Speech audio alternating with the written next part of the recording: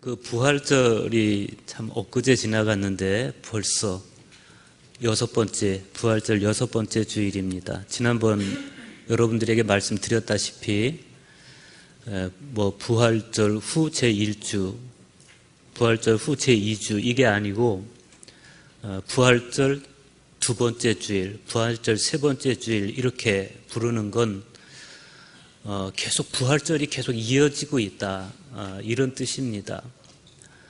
그렇게 해서 부활절 6번째 주일을 맞이했는데 전통적으로 교회들은 이 부활절 6번째 주일은 부활절 못지않게 굉장히 성대하게 지냅니다.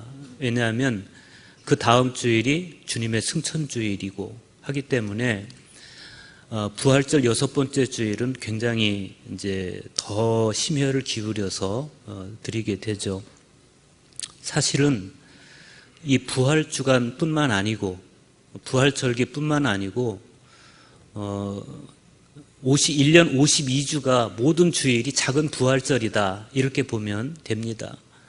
실제로 동방교회 전통에서는 매번 찾아오는 주일을 연중 52주 다 작은 부활절로 그렇게 기념하고 있기도 합니다.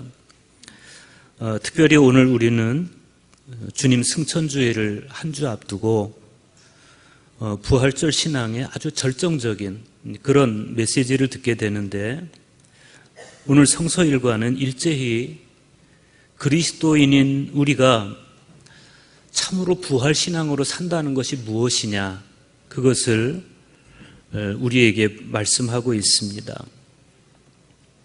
미리 결론 삼아서 말씀을 드린다면 그것은 말씀을 지키면서 사는 것이고 성령의 인도함 안에서 살아가는 것이다. 먼저 오늘 복음서의 말씀은 죽음과 부활과 승천을 앞두신 예수님께서 이제부터 당신 없이 살아가야 할 제자들에게 당부와 격려 그리고 약속을 남기시는 장면입니다. 주님은 사람이 나를 사랑하면 내 말을 지키리니, 이렇게 말씀하시면서 당신께서 부활하시고 승천하신 이후로 당신이 부재하신 세상에서도 여전히 제자들의 삶의 양식은 당신의 말씀이다, 이걸 분명하게 하고 계세요. 우리가 주님을 사랑해서 주님의 말씀을 지킬 때 주님은 우리에게 두 가지 상급을 약속하십니다. 하나는 내 아버지께서 그를 사랑하신다는 것이고, 하나는 우리가 그에게 가서 거처를 그와 함께 하리라. 다시 말하면 주님이 우리 안에 임재하셔서 우리와 함께 하시겠다. 주님과 우리가 온전한 영적 일치를 이루도록 하시겠다, 이런 말씀이죠. 문제는 제자들이 주님의 말씀을 지키면서 살아갈 능력이 충분치 않았다는 데 있었습니다. 그런 제자들을 위해서 예수님께서는 또 다른 보혜사, 즉 성령을 보내주시겠다, 이렇게 약속하십니다. 사도행전의 말씀에서 사도 바울은 성령의 도우심으로 말씀에 순종해서 살아가는 삶이 어떤 삶인지를 우리에게 보여주고 있어요. 그것은 나의 뜻과 하나님의 뜻이 부딪힐 때 나의 뜻을 접고 하나님의 뜻에 순종하는 것입니다. 사도행전을 기록한 누가는 사도 바울이 자기 뜻과 다른 하나님의 뜻에 순종하던 당시의 그 자세를 인정함일러라, 이 한마디로 표현하고 있어요. 자기 뜻과 다른 하나님의 뜻에 대해서 바울이 인정했다. 이 인정은 단순한 지적 동의가 아니었습니다. 그것은 하나님의 뜻에 대한 궁극적인 깨달음이었고, 그 깨달음은 성령의 개입에 의해서 가능했습니다. 서신서에서 사도 요한은 천상에 오르지만 그러나 가시적인 성전은 보지 못합니다. 왜냐하면 하나님과 어린 양이 바로 성전이셨기 때문에. 성령의 은총으로 말씀에 순종한 자녀는 성전이신 삼위일체 하나님 안으로 들어가서 삼위일체 하나님과의 거룩한 일치를 이루게 됩니다. 이게 신앙의 신비입니다. 복음서의 말씀을 먼저 보겠습니다. 오늘 복음서의 말씀은 요한복음 13장에서부터 17장까지 이어지는 고별설교, 즉 예수님께서 제자들을 떠나서 하나님께로 돌아가시는 상황을 다루고 있는 긴 고별설교 안에 포함되어 있습니다. 이 고별설교 안에 전제되어 있는 게 있어요. 그게 뭐냐면 주님의 떠나심이에요. 내가 떠난다, 내가 너희들을 떠난다, 이것을 전제로 해서 요한복음 13장에서부터 17장까지 예수님께서 고별설교를 하시는데, 그래서 지금 이 분위기는 굉장히 아주 무거운 분위기이고 일말의 근심과 두려움이 드리워져 있는 그런 분위기입니다. 오늘 복음서의 말씀도 역시 그렇습니다. 불안해하는 제자들의 모습이 비치고 있고, 그 제자들의 불안함을 믿음으로 바꿔주시려는 예수님의 모습이 아주 애같하게 교차하는 그런 말씀입니다. 제자들이 가장 불안하게 생각한 것은 예수님께서 자꾸만 어디론가 간다고 말씀하시는 거예요. 오늘 말씀 바로 앞에 있는 2절에도 보면 내가 너희를 위하여 거처를 예비하러 간다, 이렇게 말씀하시고, 4절에 보면 내가 어디로 가는지 그 길을 너희가 안다, 또 이렇게 말씀하세요. 예수님의 그 말씀을 들으면서 도마는 내 마음이 불편했습니다. 도대체 어디로 가신다는 거야? 그래서 14장 5절에 보면 주여 주께서 어디로 가시는지 우리가 알지 못하거늘 그 길을 어찌 알겠사옵나이까, 이렇게 되물어요. 빌립은 한 걸음 더 나아가서 주여 아버지를 우리에게 보여주옵소서, 그리하면 족하겠나이다. 왜 그렇게 말할까? 생각해 보면 예수님께서 자꾸 어디론가 가신다고 하니까 좀 아버지를 봤으면 좋겠다, 이렇게 생각하는 것 같습니다. 이 마음의 근심을 예수님께서 알고 계셨습니다. 그래서 너희는 마음에 근심하지 말라, 이렇게 말씀하세요. 그런데 근심하지 말라, 그래도 제자들은 여전히 근심할 것이기 때문에 하나님을 믿고 또 나를 믿으라, 이렇게 당부하십니다. 도마에게는 내가 곧 길이요 진리요 생명이니, 이렇게 말씀하시면서 다른 어느 길이 아닌 예수의 길을 걸어라, 이렇게 당부하시고, 빌립에게는 나를 본 자는 아버지를 본 것이다, 이렇게 말씀하시면서 더 이상 시선이 어느 허공을 헤매지 말고 예수께로 향하도록 그렇게 유도해 주십니다. 예수님께서는 또 내가 아버지 안에 거하고 아버지는 내 안에 계심을 거듭거듭 말씀하세요. 그럼으로써 당신과 하나님이 일체이심을 분명하게 하시고, 당신께서 하시는 일이 곧 아버지의 일이고, 당신을 믿는 자는 또 아버지의 일을 해낼 수 있다는 사실에 대해서도 말씀합니다. 그런데 여전히 제자들의 입장에서는 지금 닥쳐오는 모든 상황이 굉장히 두렵고 당황스럽고 그런 마음입니다. 그렇게 불안하고 두려운, 염려스러운, 당황스러운 그런 상황에서 오늘 복음서의 말씀이 이어지고 있어요. 예수님께서는 제자들이 그 불안과 두려움을 극복할 수 있는 키워드로 말씀과 보혜사 성령을 제시하고 있습니다. 23절과 24절 말씀 먼저 보십시오. 예수께서 대답하여 이르시되 사람이 나를 사랑하면 내 말을 지키리니 내 아버지께서 그를 사랑하실 것이요 우리가 그에게 가서 거처를 그와 함께 하리라. 나를 사랑하지 아니하는 자는 내 말을 지키지 아니하나니 너희가 듣는 말은 내 말이 아니요 나를 보내신 아버지의 말씀이니라. 이 말씀에서 예수님은 당신을 사랑하는 것과 사랑하지 않는 기준을 말씀에 대한 순종 여부에서 찾고 계십니다. 사람이 나를 사랑하면 이 말씀을 원문대로 직역하면 사람이 쉬지 않고 지속적으로 나를 사랑하면 그런 뜻입니다.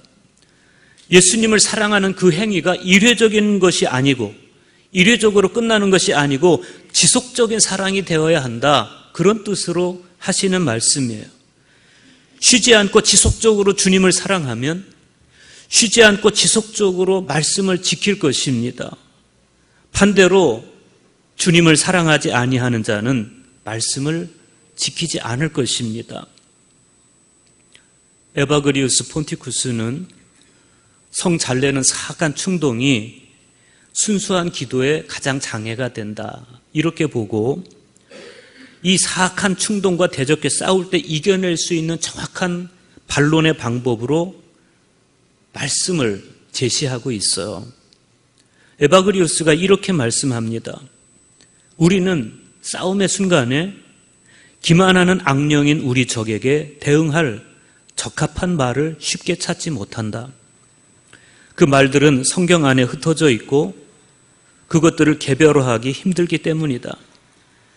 따라서 우리는 성경에서 그러한 말들을 뽑았는데 이는 우리 승리의 왕 예수 그리스도의 용감한 전사이자 투사로서 전투에서 그것들로 무장하며 용맹스럽게 필리스티아인들에게 맞서 나가기 위해서다. 이렇게 말해요. 그래서 에바그리우스는 사람 안에 또아리 틀고 있는 악한 생각들, 즉 탐식이라든지 음욕이라든지 탐욕 혹은 슬픔이나 분노, 아케디아, 헛된 영광, 교만 이런 악한 생각들과 맞서기 위해서 그 악한 생각들에게 맞설 성경 말씀을 창세기부터 요한계시록까지 다 뽑았어요. 그래서 그것을 하나로 이렇게 연결해 놓고 그 말씀들을 읽고 그 말씀을 묵상하는 것에 전념했습니다. 그렇게 악한 생각들에 대항하기 위해서 뽑아놓은 말씀들을 안티레티코스라고 그래요. 존 웨슬리는 신학자가 아닌 영혼을 돌보는 목회자로 인식되기를 바랐습니다. 그래서 웨슬리는 의도적으로 자신의 사상을 이야기할 때 신학, 데올로지라는 용어를 쓰기보다는 디비니티라는 용어를 더 선호했어요. 디비니티라는 단어를 옥스퍼드 사전에서 찾아보면 하나님처럼 거룩한 이가 된 상태 이렇게 표현했습니다. 하나님처럼 거룩한 이가 된 상태. 신학이 하나님에 대한 이성적 설명에 더 주안점을 두고 있다면 디비니티는 하나님의 거룩한 것처럼 우리도 거룩해져 가는 인간의 변화의 과정에 주된 관심을 두고 있어요. 웨슬리가 하나님처럼 거룩해지는 이 디비니티를 이루기 위해서 가장 주안점을 기울인 것이 말씀, 성경이었습니다. 성경은 웨슬리 자신의 거룩함을 이루어내기 위한 내적 힘이었고 그래서 웨슬리는 성경을 자신의 목회의 원천으로 삼았습니다. 웨슬리에게 있어서 성경은 전체가 하나의 몸인 것처럼 함께 거룩한 진리를 드러내고 모자람이나 넘침이 없는 완벽한 하나님의 지혜를 담고 있는 참으로 고귀한 하나님의 말씀이었습니다. 여러분 주님을 사랑하십니까? 여러분 주님을 사랑하십니까?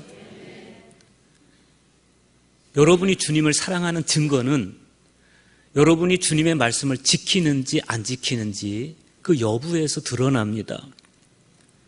폰투스 에바그리우스처럼 존 웨슬리처럼 말씀을 내 거룩함과 지혜의 원천으로 삼아서 말씀을 읽고 말씀을 묵상하고 그 말씀을 지키고 말씀에 순종하면서 살아가는 것이 사랑하는 겁니다. 어머니 사랑합니다. 그러면서 말씀은 안 들어요. 아버지 사랑해요. 그러면서 아버지 말씀은 귓등으로도 안 들어요. 그게 뭐 사랑하는 거예요. 주님 사랑합니다. 이렇게 고백한다면 주님의 말씀을 헤아려 들어야죠.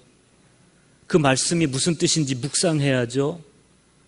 그리고 그 말씀대로 살아가야죠.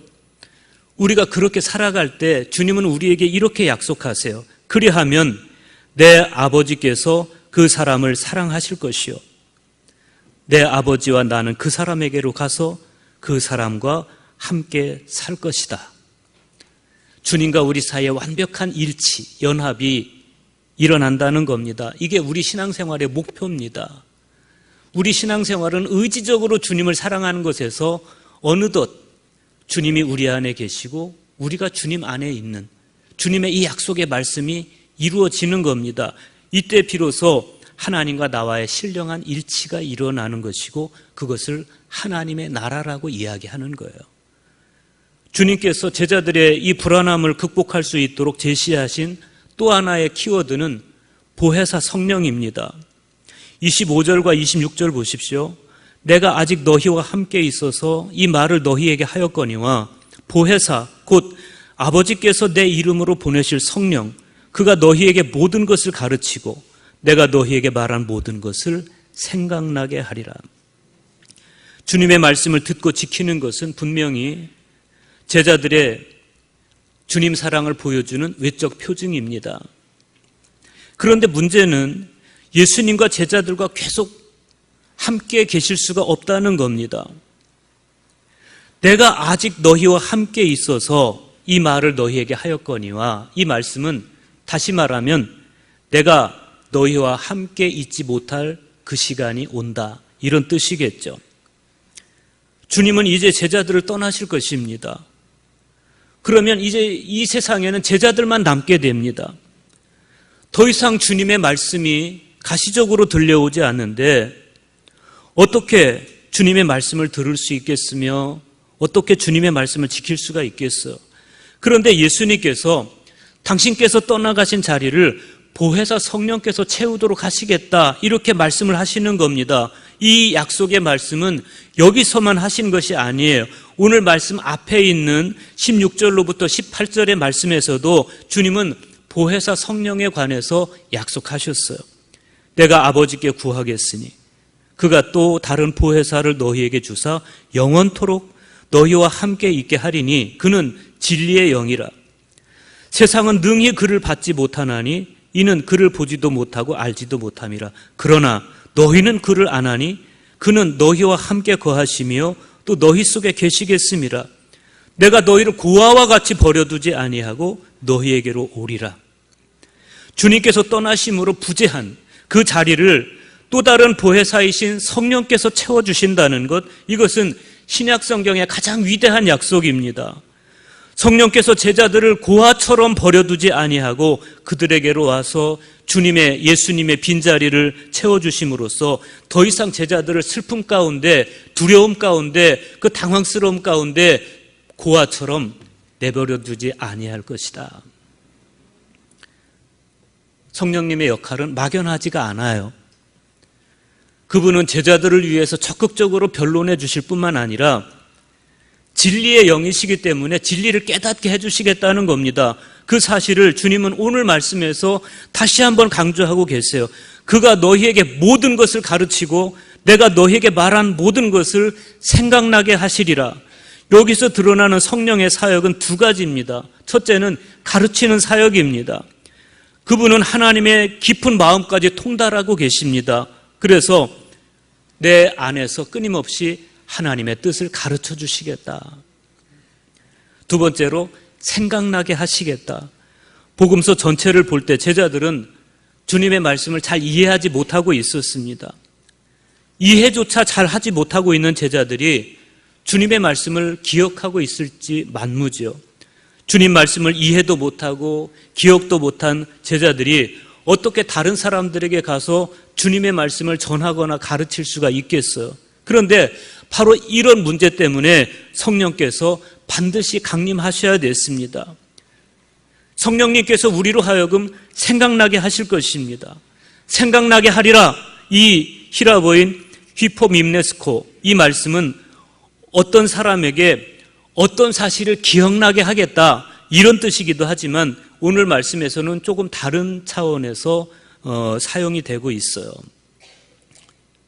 다시 말하면 보혜사 성령께서는 단순히 잊어버린 주님의 말씀을 기억나게 해주겠다, 이런 뜻이 아니고, 제자들이 전혀 이해하지 못해서 망각 상태에 있던 그 예수님의 말씀을 생명력 있게 이해하도록 도와주시고, 뿐만 아니라 더 또렷하게 선명하게 기억하도록 도와주시겠다는 겁니다.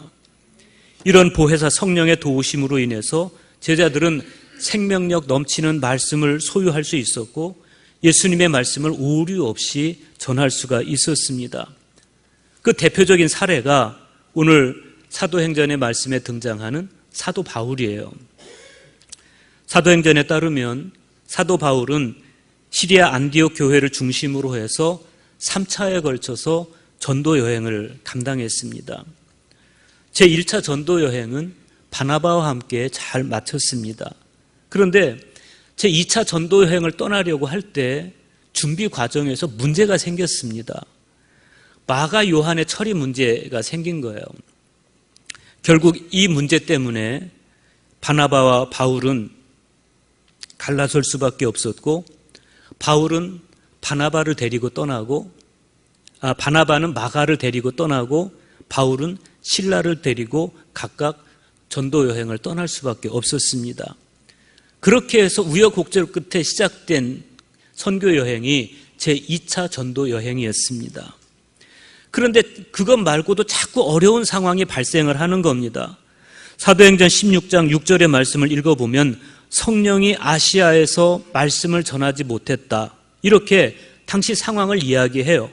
그래서 바울은 부르기아와 갈라디아 지역을 지나서 무시아 앞에서 비두니아로 가려고 그럽니다. 그런데 그때 벌어진 상황을 또 누가는 이렇게 말해요. 예수의 영이 허락하지 아니하는지라. 하나님의 뜻일 것이다, 이렇게 확신하고 시작한 일이 성령에 의해서, 예수님의 영에 의해서 자꾸만 회방을 받고 있어요. 여러분, 이 상황을 어떻게 해석하면 되겠습니까? 이런 갈등 속에서 바울이 당도한 것이 드로아라고 하는 항구입니다. 오늘날로 말하면 트로이라고 하는 곳이에요. 터키에서 그리스로 넘어가는 길목입니다. 이 드로아는 소아시아 대륙의 맨 끝에 있는 항구 도시입니다. 이 항구를 건너가면 유럽입니다. 이 육지의 끝에서 바울이 무슨 생각을 했을까?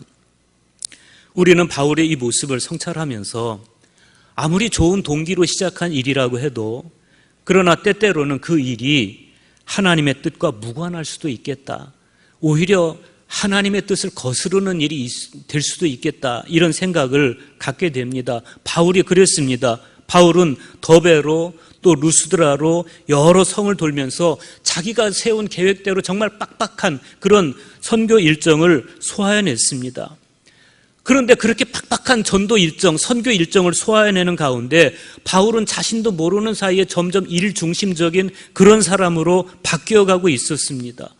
이 자기 중심적인 열심, 그것으로 인해서 얼마 전 바나바와 심하게 다투기도 했었습니다. 바울이 다시 회복해야 될 게 있었어요. 그것은 바울이 제2차 전도 여행을 계획하고 실천에 옮기기 전에 먼저 하나님 앞에 앉아 있는 것이었습니다. 하나님 앞에 앉아서 성령의 현존하심 안에서 아버지의 뜻이 무엇입니까? 저는 소아시아 지역을 더 가고 싶은데 아버지 생각도 그렇습니까? 이렇게 물었더라면 성령께서 바울의 앞을 막는 그런 일은 없었을 거예요. 그런데 그런 과정이 간과됐어요. 그럴 때 심지어 사도 바울조차도 예수의 영에 의해서 가로막히는 그런 모습을 우리가 보게 되는 겁니다. 오늘은 부활절 6번째 주일이기도 하지만 존 웨슬리 회심 기념 주일이기도 하죠. 존 웨슬리는 경건의 외양만 갖춘 집단이 아닌 경건의 능력을 갖춘 믿음의 공동체가 되려면 말씀과 함께 또 다른 중요한 요소로서의 영을 꽉 붙들어야 된다, 이렇게 말해요. 오늘날 영국 감리교에서 사용하는 예배서에 보면 여러 종류의 성찬식이 언급이 되어 있습니다. 그런데 그 모든 성찬 예식 가운데 성령의 임재에 대한 항목에 빠지지 않고 언급되는 기도문이 있어요. 이렇게 기도합니다. 당신의 영을 부으소서. 그럼으로써 이 떡과 포도주가 그리스도의 몸과 피가 되옵나이다. 웨슬리에 의해서 만들어진 이 성령 임재에 대한 기도문은 교회의 모든 은총의 수단들, 즉 성경적 진리의 기반을 둔 설교라든지 성례전이라든지 이런 것들은 반드시 성령의 사역을 통해 이루어진다는 웨슬리의 입장을 잘 반영하고 있습니다. 지금도 이 성령의 사역은 여러분 가운데 또 우리 이웃 가운데 계속해서 매일매일 진행이 되고 있어요. 갈라디아서 4장 6절의 말씀 보십시오. 너희가 아들이므로 하나님이 그 아들의 영을 우리 마음 가운데 보내사 아빠, 아버지라 부르게 하였나이다. 그랬습니다. 아들조차도 하나님의 영이 우리 안에 있지 않으면 아빠, 아버지라 부르기가 쉽지 않다. 그래서 성령을 보내주셨다는 거죠. 그 어떠한 완고한 마음도 성령께서 그 마음 가운데 찾아오시면 굳게 닫았던 마음을 열게 됩니다. 이 성령님의 존재를 우리가 이해한다면 우리는 성령님께 비로소 순종하게 되는 것이죠. 우리가 그 바울에게서 그 순종을 봅니다. 성령님과 바울 사이의 갈등, 그 인격적인 부딪힘이 어떻게 진행됩니까? 앞이 보이지 않는 칠흑같이 어두운 밤에 막다른 항구 드로아에 서 있던 바울이 환상을 봐요. 사도행전 16장 9절의 말씀에 보면 이렇게 돼 있어요. 밤의 환상이 바울에게 보이니 마게도냐 사람 하나가 그에게 청하여 이르되 마게도냐로 건너와서 우리를 도우라 하거늘. 그랬어요. 우리는 이 환상 앞에서 바울의 처신을 주목해야 됩니다. 바울은 이때 비로소 성령의 생각을 알았어요. 성령님의 생각이 바울의 생각과 달랐습니다. 놀라운 일이었습니다. 바울은 소아시아를 생각하고 있었지만 성령님은 유럽을 생각하고 있었습니다. 정말 중요한 건 뭐냐면 바울이 인정했다는 겁니다. 누가는 바울의 변화를 이렇게 기록했습니다. 하나님이 저 사람들에게 복음을 전하라고 우리를 부르신 줄로 인정함이러라. 소아시아가 아니었구나. 저 마게도냐 사람, 저 유럽 사람들에게 복음을 전하라는 것이 저분이 나를 가로막은 뜻이었구나. 인정했다는 겁니다. 보혜사 성령께서 깨닫게 하신 그대로 인정하는 그것이 믿음입니다. 바울은 자기 계획을 포기합니다. 하나님의 마음을 알았기 때문에, 인정했기 때문에. 여러분, 그런 바울은 얼마나 신실한 사도입니까? 여러분도 그럴 수 있기를 축복합니다. 내 이성을 비우고 성령의 생각을 마음에 둘 때 우리는 비로소 삼위일체 하나님과의 사랑의 연대 안으로 들어가는 것입니다. 그때 마침내 우리 안에 이루어지는 놀라운 세계가 있어요. 그것을 오늘 사도 요한은 이렇게 그려줍니다. 하나님과 그 어린 양의 보좌가 그 가운데 있으리니 그의 종들이 그를 섬기며 그의 얼굴을 볼 터이요 그의 이름도 그들의 이마에 있으리라. 다시 밤이 없겠고 등불과 햇빛이 쓸데없으니 이는 주 하나님이 그들에게 비치심이라. 그들이 세세토록 왕노릇 하리로다.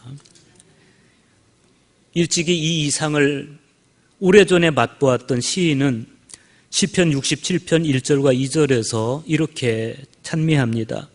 하나님은 우리에게 은혜를 베푸사 복을 주시고 그의 얼굴빛을 우리에게 비추사 주의 도를 땅 위에 주의 구원을 모든 나라에게 알리소서. 주님의 얼굴빛이 우리에게 비춰오는 것, 그것을 이 시인이 그렇게 소망했는데 오늘 요한계시록에서 사도 요한은 그 시인의 소망이 이루어진 황홀한 세계를 보여주고 있어요. 그의 종들이 그를 섬기며 그의 얼굴을 볼 터이요 그의 이름도 그들의 이마에 있더라. 다시 밤이 없겠고 등불과 햇빛이 쓸데없으니 이는 주 하나님이 그들에게 비추심이라.